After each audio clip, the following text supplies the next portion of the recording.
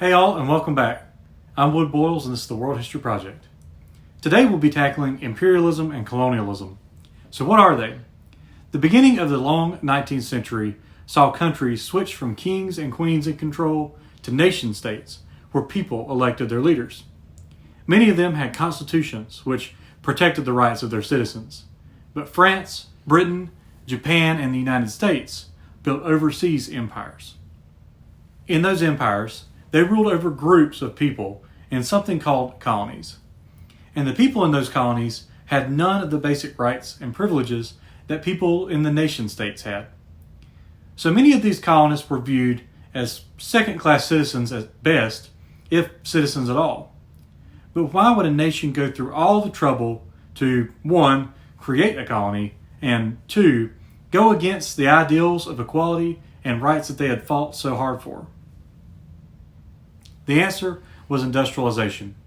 You see, the industrialized nation states needed two things: raw materials, like coal, to power their industry, and new people to sell all the stuff they were creating to.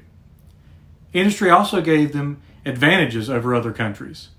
Industrialized European nations had technology like machine guns and modern medicine. Considering that they were fighting against people with swords, bows, and much simpler technology, the machine gun wins every time.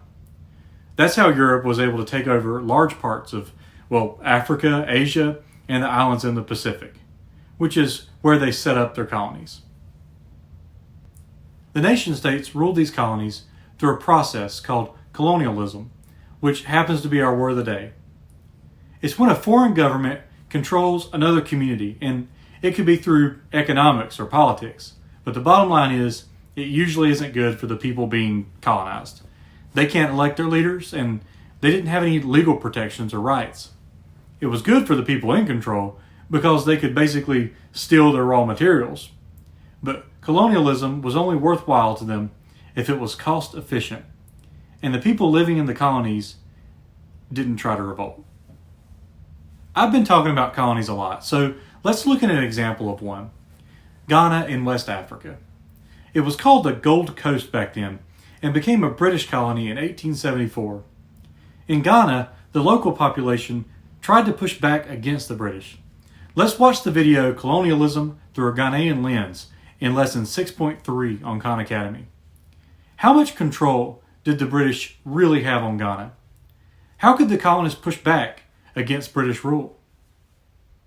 Once you've watched the video on colonialism in Ghana, write about this in your historian's journal. It turns out that colonies still exist today. Do some research and see if you can list all the modern day colonies and who governs them. What similarities do they share? And how are they different? I'll see you next time.